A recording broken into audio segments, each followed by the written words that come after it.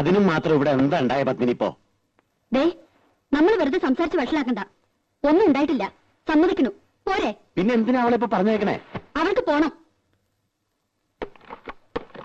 20,000 രൂപയും 10 പവന്റെ ആഭരണവും ഞാൻ കൊടുക്കുന്നുണ്ട്. ഭയങ്കര ക്രൂരത നീ കാട്ടണേ.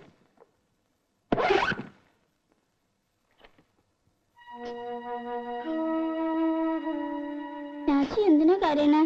രാജി കരയണ്ട.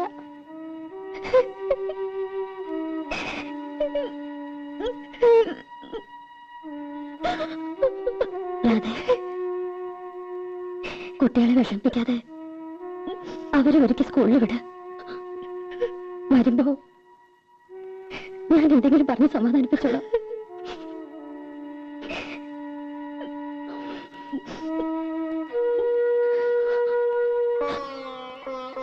മോളെ, പപ്പേച്ചയുടെ ജീവിതം മാത്രമല്ല, എന്റെ ജീവിതവും നശിക്കരുത്. അതുകൊണ്ടാ പപ്പേച്ച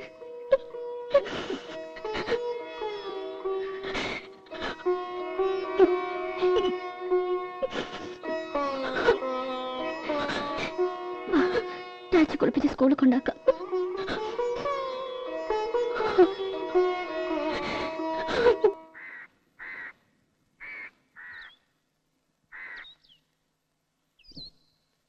അത്യാവശ്യമായിട്ട് കാണണമെന്ന് പറഞ്ഞപ്പോ ഞാൻ പേടിച്ചു. ഞങ്ങൾ കുറച്ചു ദിവസം ഇവിടെ ഉണ്ടാവില്ല. ചന്ദ്രേട്ടന്റെ വീട്ടിലും എന്റെ ഏട്ടന്റെ അടുത്തും പിന്നെ ചില ബന്ധുക്കളുടെ വീടുകളിലൊക്കെ ഒന്ന് പോണം. ഇത്ര നാളും അതൊന്നും പറ്റിയില്ല.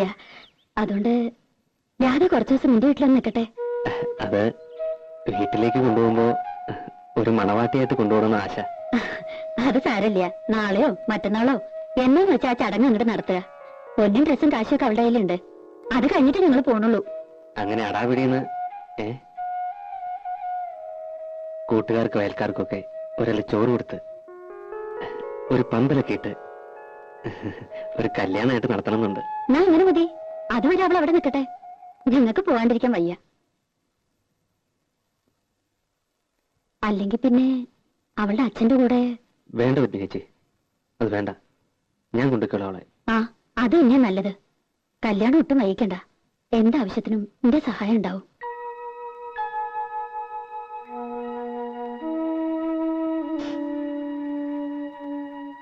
നീ വിഷമിക്കൊന്നും വേണ്ട. മക്കളെ സ്കൂളിൽ കൊണ്ടുവിടാനും കൊണ്ടുവരാനും ഞാൻ വന്നോട്ടെ പപ്പച്ചി.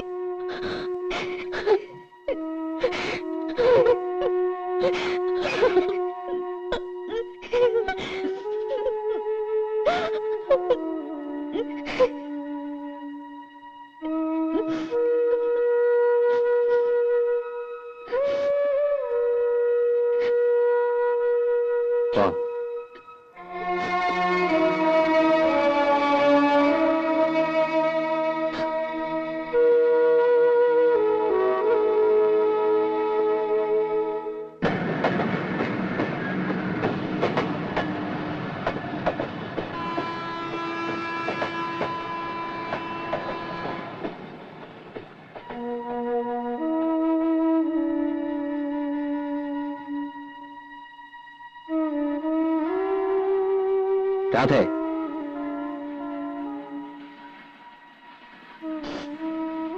എന്ത് പ്രശ്നമാണ് ഉണ്ടായേ? ഒന്നുമില്ല. ചന്ദ്രൻ നാരെന്തെങ്കിലും?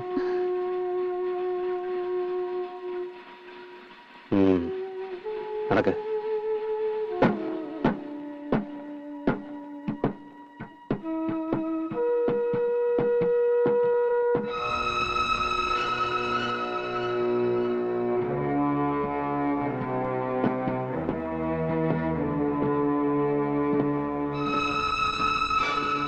നോക്കി നടക്ക്, അല്ലെങ്കിൽ വീഴും.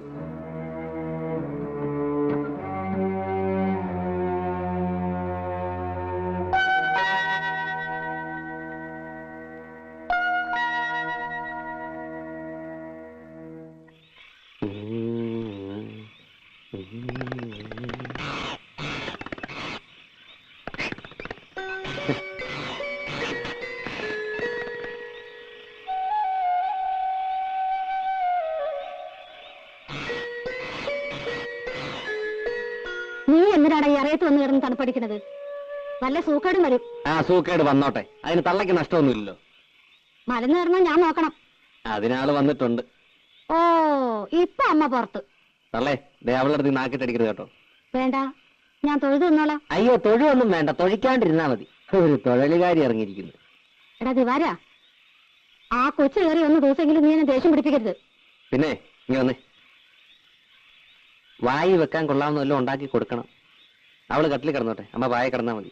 ഞാൻ പായൽ കിടന്നോളാം, അമ്മായി കട്ടിൽ കിടന്നോട്ടെ. ഉളുമ്പ് നാറ്റ് ഇല്ലാത്ത ഏതെങ്കിലും ഒരു തലേണ കൊടുക്കണം കേട്ടോ അല്ലേ. ഒരു പാട്ടും കൂടെ പാടി കൊടുക്കണോ ഉറങ്ങാൻ? എടാ നേലത്ത് നിക്കട്ടെ, തലേ കയറ്റി വെക്കല്ലേ. പിന്നെ എന്നും എന്റെ കൂടെ കിടത്താനാണോ വിചാരിച്ചേക്കണേ? പിന്നെ ഇവിടെ കിടത്താൻ? എടാ മരക്കഴുതേ, ആ കണിയാനെ കണ്ടൊരു ദിവസം കുറിച്ച് വേഗം കാര്യം നടത്താൻ നോക്ക്. അല്ലാണ്ട് ഇറയത്ത് പായം വിരിച്ച് പട്ടിയെ പോലെ കാലം നിൽക്കാണ്ടേ ആൺകുട്ടിയെ പോലെ അകത്ത് കയറി കിടക്കടാ. അവന്റെ ഒരു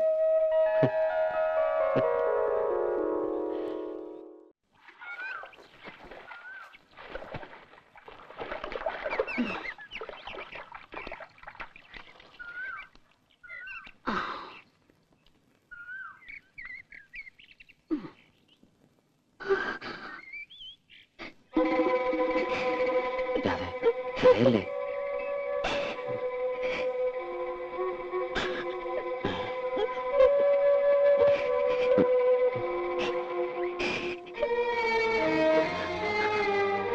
ആരാടി അത്? പപ്പേച്ചിയുടെ വീട്ടില് ആശാരിപ്പണിക്ക് വന്ന ആളാ. എന്താണ് നീ അവനായിട്ട്? ഒന്നുമില്ല.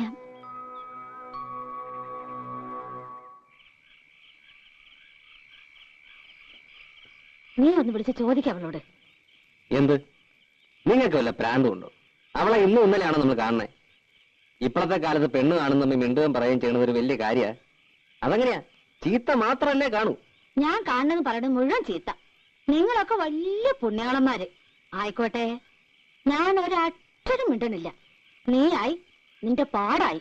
ഓ പിന്നെ മിണ്ടാണ്ടിരിക്കണ ഒരു മുതല്. ഒന്നല്ലെങ്കിൽ വായ തുന്നിക്കെട്ടണം, എല്ലാ ബാക്കിയുള്ളവർ ചെവിക്കകത്തോട്ട് ഈ ഉരുക്കി ഒഴിക്കണം.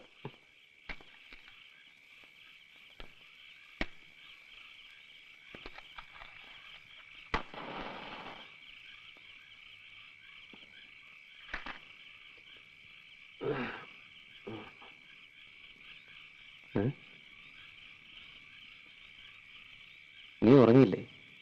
അമ്മ എന്തെങ്കിലുമൊക്കെ പറഞ്ഞ നീ അത് കാര്യമായിട്ട് എടുക്കണ്ട. സ്വഭാവം അറിയാലോ. അമ്മായി പറഞ്ഞത് ശരിയാ. ഞാനും ശശിയേട്ടനും ഇഷ്ടത്തിലാ. ഞങ്ങള്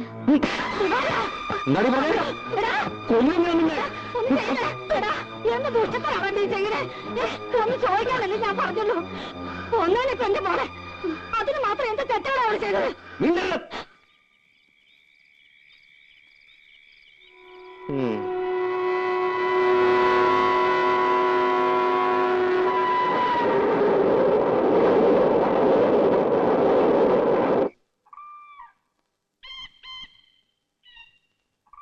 ഇന്നിപ്പം മാരളക്കാൻ പറ്റുമെന്ന് എനിക്ക് തോന്നുന്നു.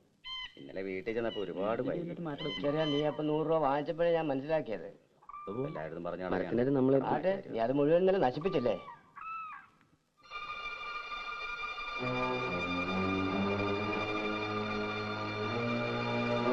എന്താ നിന്റെ ഉദ്ദേശം? എന്ത്? രാധയുടെ കാര്യ ചോദിച്ചത്. അത് ഞങ്ങൾ തന്നെ സ്നേഹത്തോടെ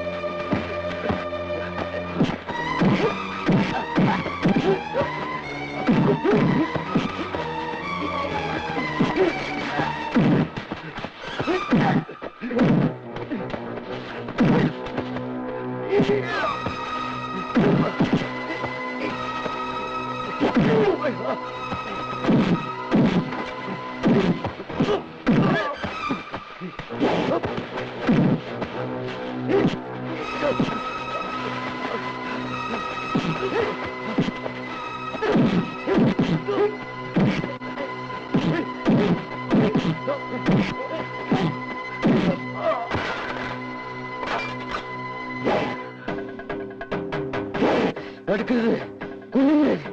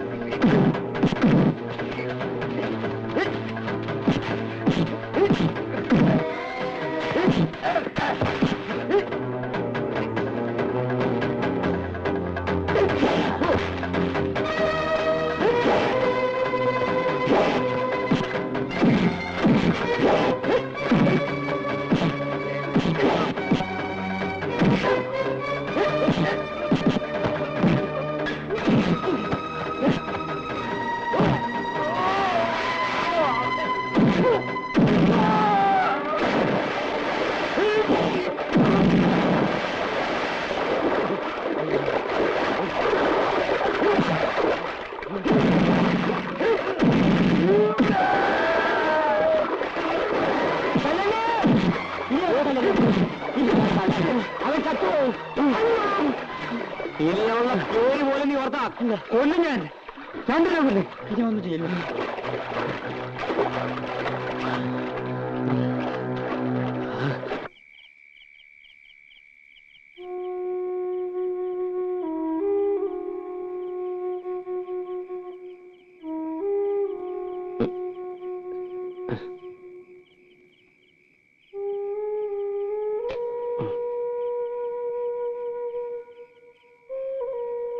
മോനെ ദിവാര,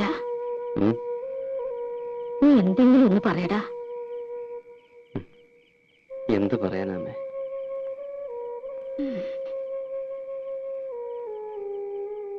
അവളുണ്ടില്ലേ അമ്മേ? എന്നൊരു വസ്തു കഴിച്ചിട്ടില്ല. അമ്മയ്ക്ക് നിർബന്ധിച്ചെന്തെങ്കിലും കഴിപ്പിക്കായിരുന്നില്ലേ? പറയുന്നിട്ടാണോ? അനുസരിക്കണ്ടേ? വാശി.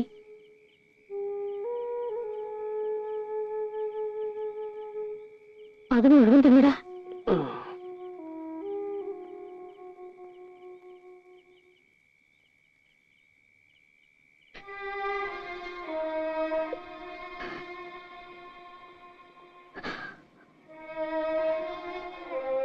രാധേ, മോളെ,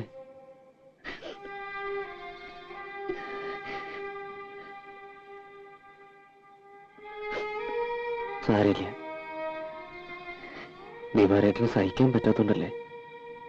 ഇന്നലെ വരെ നിന്നെ നുള്ളിപ്പോലും നോവിച്ചിട്ടുണ്ടോ ദിവാരേട്ടൻ? ദിവാരേട്ടൻ ഈ ജന്മത്ത് എന്തും വേണ്ടെന്ന് വെക്കാം, നിന്നെ ഒഴിച്ച്. കുട്ടിയായിരിക്കും മുതല് ദിവാരേട്ടൻ നിന്നെ മോഹിക്കണതാ. നിന്നൊരാള് പത്നിയിച്ച് പോലും നിന്നെ അതിരുവിട്ട് സ്നേഹിക്കണമെന്ന് എനിക്കിഷ്ടമല്ല. അപ്പൊ പിന്നെ വേറൊരാളോട് നിനക്ക് ഇഷ്ടമുണ്ടെന്ന് പറഞ്ഞ എങ്ങനെയാ സഹിക്കുക? സാരമില്ല. ദിവാരേട്ടനോട് ദേഷ്യമുണ്ടോ നിനക്ക്?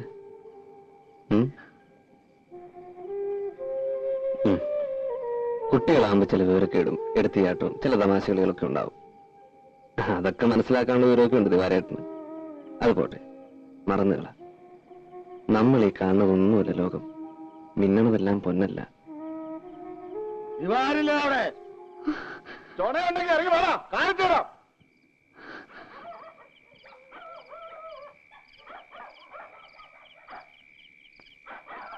ചോണയുണ്ടെങ്കിൽ ഇവിടെ ഇറങ്ങി വാടാ.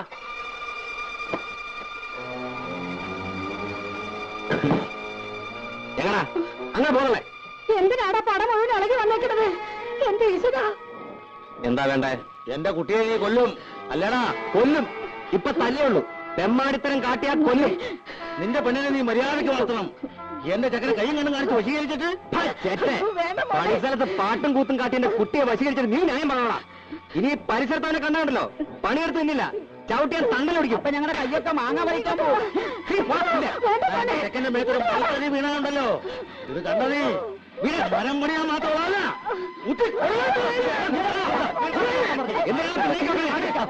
ചങ്ക് കിളികളെ ഒടുക്കണ്ടല്ലോ. ഇപ്പൊ ചെയ്യും.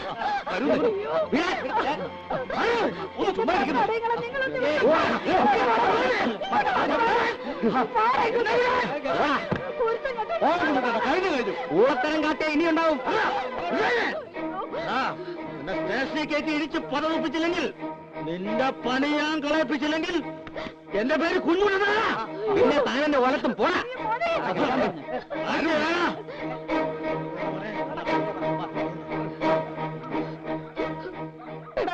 ആരെയാടാ നീ തല്ലി കൊല്ലാറാക്കിയത്? പോയി അന്വേഷിക്ക്.